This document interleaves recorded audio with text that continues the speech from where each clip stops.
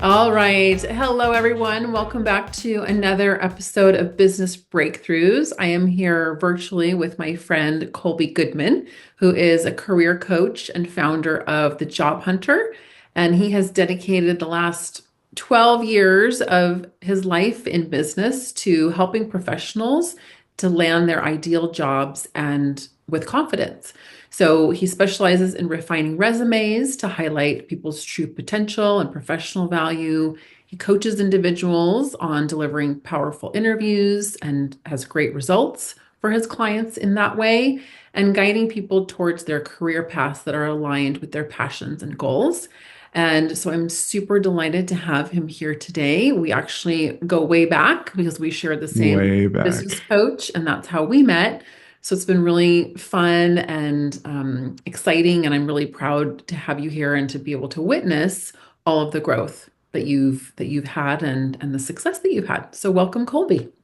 Thank you so much, Julie. It means a lot for me to have that you'd have me on, and it's been a long time since you and I were in that dusty conference room off of Camino del Rio, off of the 8 in Carrie's old office. Right? Yes. Yeah. We've come a long way, but I'm delighted to have you here. And before we came on, Kolby was sharing some of his updates and things that he's working on and some innovations he's got. So I'm excited to share those, have you share those with our listeners Yeah. and viewers today. But I would be curious if you wouldn't mind sharing over that 12 years of business, and congratulations, you said it's 10 years since you left your full-time job. 10 years You're, since I put in my 2 weeks. yes. Congratulations. Yep. Thank you. And you're still here and kicking and doing great things. That's right. But what would you say would be your biggest success or achievement in those 12 years that you've had your business? I think for me, it was a fruition of the outset of which I started my business was to allow this business to give me the life and the lifestyle that I really wanted. Mhm. Um, this goes against a lot of what you guys teach there at Action Coach, what the E-Myth is going to say, but I don't ever anticipate selling this business. I anticipate doing this work until I don't want to anymore. Mhm. Um, and with that means that I can take strategic risks in how I build the business, who I take on as clients, how much I charge for my services, and the value that I bring. And it's allowed me to live this lifestyle that I am in near total control over. Mhm. I get to pick when I wake up. I get to pick when I come to work. I get to pick who I get to work with, how Mhm. much I think they're worth my time and my energy and an investment in. And I Yep. think that ultimately for me is the biggest goal is this is a business that has helped me fit and build into a life Mhm. that I'm really proud of, that is as stressless as possible, not stress free, but Mhm. stressless as Sure. possible. Yeah. And like we talked about before went live here, I paid for my wedding with the money I made for my business. I bought this house that I'm standing in right now with my business. We have a boy who is enjoying a great life because his mom and dad get to stay home and run a business on their own terms. And there's nothing I would exchange in anything in the world for that opportunity. Yeah. Oh, absolutely. And I think, you're still building your business, right? And whether you decide to Hmm. exit or not at any point, right? It's whether by design or by default. At the same time, you align with many business owners who want freedom, right? Whether it's Hmm. financial freedom, time freedom. But what I'm hearing for you, it's all of that, but it's freedom of choice, essentially, where That's just like you yeah. said, like I get to choose my schedule and I get to choose what we spend our money on and I get to choose clients. And it's that freedom of choice that you don't necessarily have in a 9 to 5. You choose what you want to Absolutely. pay yourself, right? Yeah. Yep. It's great. And so, with that being said and the longevity of your business and that you plan to continue to grow it and innovate and do what you love, along the way, there the keys to a lasting business, right, is riding waves as they come. Hmm. And so is there any significant lesson that you've learned in your 12 years as a business owner that has impacted your success or the longevity of your business? For me, it's been this continual practice of developing a deep sense of self-trust. Mhm. I really see that core value of mine, and I'll admit it ebbs and waves. I am not a perfect person. I am not um, fully always believing in myself and fully disproving myself. I fall a lot in that spectrum. But I know that if I can develop self trust and look at my history about what I've done, what I've built, how I've acted, how I've shown up, Yeah. then that gives me almost this kind of magic pill to say, whatever comes next, I'm going to be able to get through. Hmm. And I Yeah. think that's been something that self reliance, Hmm. that interdependence is really important. That also comes with knowing when you should ask for help, when you should go external, Hmm. and just knowing that you have the tools and the capabilities. Just Yeah. gotta know when to use them and how to use them. And on the other part, and doing this for so long, and having every season 4 times at this point, you just know Mhm. that nothing's permanent for better and for worse. Yep. So when it's good, give yourself the pat on the back, Yeah. celebrate. When it's bad, know that as long as you keep showing up, it's not going to last as long as you think. Yes. Yep. Right. Riding the wave. And Yes. um, well, I appreciate what you said because I think so often business owners, like we, and I say the we, right? Because we're all Hmm. human, right? We go through these periods or these moments where we're like, uh, but you said it. If you zoom out, right? If you're so hyper focused here and you forget to zoom out and look at, well, wait, I've been here before and I've gotten through it on the other side and going back to the things that you've learned to make it through and learn those lessons. It's so huge and having faith in yourself because when you zoom out, you're like, oh, Mm. well, shoot, I'm doing it. I did it. I'm doing it. I'm gonna keep doing it. So Yeah, yeah, that's pretty powerful. And it's a great model for your son too. I would hope so. It's if you don't mind me going on that tangent. Oh, anytime. Let's I think talk. it's Let's talk you baby. know that's the beauty of having a child is that it's this very powerful mirror. Hmm. I'm also in this unique, maybe not so unique perspective where my kid looks exactly like me. Yes, he sure I does. Yes, he Mhm. does, and Is so your mini it's me. the universe is giving me this external avatar in which I can practice my internal game Mhm. externally. Yep. And so, I had a mentor of mine say, like, I said, man, I just wish it was different. I wish it wasn't so hard. Mm. And he's like, would you wish that for your son? Would you wish he had an easy life? Oh, it's like, oh, Ugh. yeah, yeah, that's a good And one. I said, no. He's like, no, you don't wish he has. You wish that he's equipped to handle the hard times. Mhm. And so it was a very powerful way about understanding how I see parenting and how to, find the balance between protection and learning. Right, letting them fall. Yeah. Yeah. Hmm. And for me, it's like, it's also, do you want it to be easy? And I think this is cliche, but would you rather it be easy or do you want to be better? And Mm-hmm. so when I get hit with those times, we all do. It's this, Yeah. for me, it's been this very subtle change, but powerful change in my thought process, which is Hmm. going from why is this happening for me to why is this happening? Oh, I screwed up my own. Maybe if we, I know where you're going. Yep. Hmm. I gave away the end of the joke. Why is this happening to me versus why is this happening for me? What is it supposed to teach me? Yes. And I think that's been a nice reframer for life so that I don't throw my pity parties for very long anymore. Hmm. And that's business. That's entrepreneurship, right? It's Mm-hmm. these hurdles that you're going to come across. It's constantly looking for problems that we can solve, or the problems are there and they come to us and we look for the solutions. But Mm-hmm. you have to have those the break aparts before you have the breakthrough. So Yeah.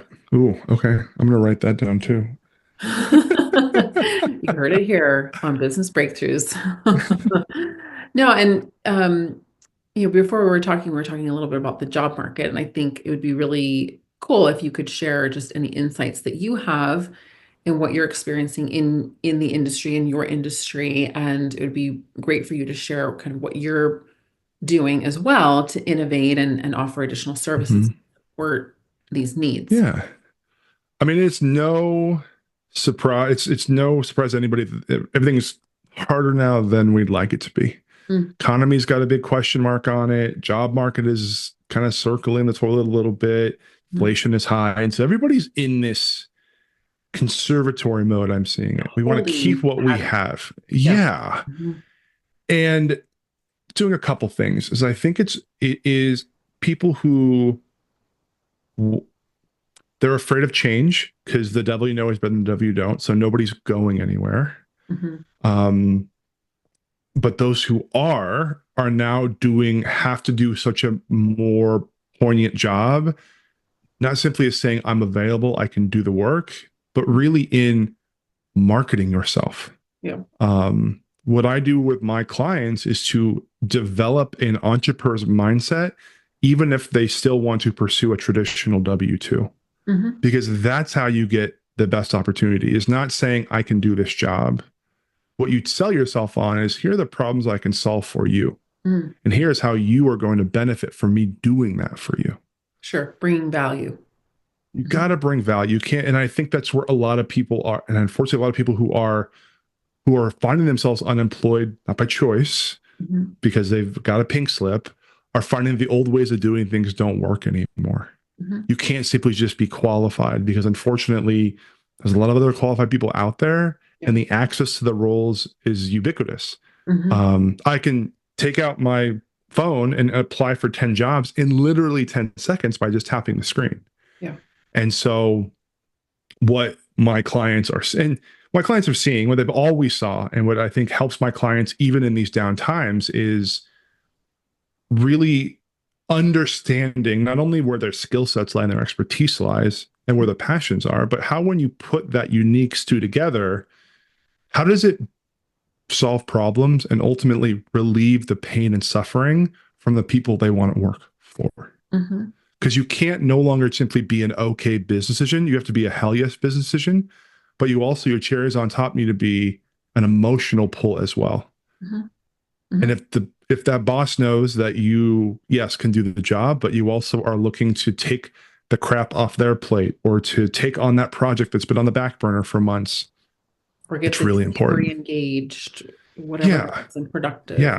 Mhm. Yeah. We are no longer in a market where doing the job is going to get you noticed, Mhm. and you need to be very clear about your communication of how your expertise and experience helps the right people solve the most important problems. Yep. Yep. So wow, that's literally Donald Miller's story brand. He talks about having for Mm-hmm. businesses, he talks about having a one-liner, and it's, what is the problem that you solve? What is the solution that you offer, and how is it going to make people feel when they work with you? And it's literally like it's a unique selling proposition, essentially. So you're talking marketing, and on the other side, right, companies need to be promoting open positions in a marketing perspective as well. Who are they trying to attract on the other side so that they're not having to weed through people who aren't the right fit? So it's meshing those two together, and what you provide and how you coach your clients and help them, as well as companies, making sure that they're Mm-hmm. a match, right? They've got the message, they're talking to the right people, there they are. Yeah. I mean, it's Well, that simple. I yeah. wish. If I it's wish only it that was that simple, right? simple. Yeah. Well, and I think, I know a lot, obviously you have business owner clients, and I'm sure a lot of people watching this right now are business owners, and they're like, and maybe you've heard it, nobody wants to work anymore. I Mm, heard that all the time. And the way I help those people shift their mindset is, you're asking people to do a job. If you want A players who make the most impact, show them what problems you need solved. mhm. Like, look at your job descriptions, and are you asking for a laundry list of skills? Right. Because if that's the case, you're going to get a bunch of people say, I can do that, whether or not they're right or not. But Mhm. if you say, I need somebody to help us with these exact problems and pain points, Yeah. you're going to get people attracted to you, because A players, they don't shy away from hard. They Mhm. know what gives them the positive stress, the eustress, the challenges they are excited to solve, what gets them up in the morning, and they Mhm. want to seek that out. And on top of changing your way about looking for the right talent, you're going to then also weed yourself out from everybody else out there looking for to attract the same exact talent who's using the old model of I Mhm. need X amount of years of experience. I need these kind of pairs of responsibilities. I need these kind of skill sets. You tell me if Qualifications. you can And do it. here are Yeah, the it's 10 not. things you will do in the Yeah, job. yeah. Yeah. Who Mhm. that sounds boring. That sounds like you're handcuffing yourself to your desk. Mhm. It's a marketing conversation. How are you marketing the opportunity to solve these problems and be a part of your team? Mhm. Yeah. Amen. So talk to me before we went live, you were sharing some of the things that you've been working on. So would you mind sharing with our viewers what Yeah. you have coming up? What can we expect from the Job Hunter shortly? So I appreciate you asking. In the last 4 years, kind of in this post-COVID world we live in, I've seen a dramatic uptick of young professionals, freshly out of college, and their families coming to me in a place of desperation. Mm, Their education was disrupted, the marketplace has been disrupted, and it is statistically proven that in 2025, right now where we're at, is the worst time in the history of modern America to be a college educated young person. oh, They're not getting any jobs. The unemployment rate for those is about 30% higher than everybody else. mm, If you're a minority, that's even worse. But I mhm. think the most saddening part of this is that over half of college graduates between 22 and 26 are underemployed, Well, meaning they are in roles that did not require a 4-year degree. yeah. They're being underutilized, they're being underpaid. And so with that said, and as much as I think it sparked me to write my and publish my first book called Start Now, Mhm. 49 other things you can do to be employed by graduation. And as I mentioned before, this was the book that I needed when I was 22. Yeah. Mhm. This is a book that I wish I could put into the DeLorean and send back more years than I want to admit and give it to young Kolby. Yeah. So I've just released that. That's currently on Amazon. It's on Kindle in physical book format. Feel free to Great. purchase it and gift it to the young person in your life. And Okay. I'm also launching a new employed by graduation cohort where I'm taking 10 aspiring professionals and giving them one-on-one and group support as they transition from college into career.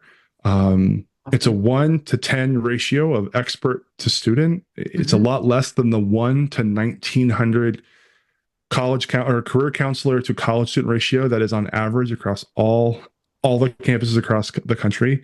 Yeah. And if you're looking to give your aspiring young professional, a leg up in having a hold on how to go through this process, but also to understanding what is their value prop, what is the problems they want to solve. Because what I love about my job is that I teach somebody once and the lessons come back time after time after time, that they're going to get this first job, they get that second job, they can nail that Mhm. review and get that promotion. And Mhm. so this really is education for life. So that's coming up down the pipeline. Follow me Great. on LinkedIn for more updates there. And Mhm. if you know of the perfect young person who is on the precipice of failing the launch, Mhm. let me know. I'd love to see how I can help. That's great. You heard it here. And so how can they find you on LinkedIn? Just search Kolby Goodman, Kolby. Last name's Goodman, Godman. Just like Great. I am. I'm a good man. Feel free to connect. Let me know you saw me here on uh, Business Breakthrough and would love to connect. Yeah, great. All right. Well, Colby, we really appreciate your time and insight and expertise. And it was just a delight to talk to you as always. And thank you all for joining in. Be sure to drop your top BFOs, blinding flashes of the obvious, in the comment section and reach out to Colby. See you soon.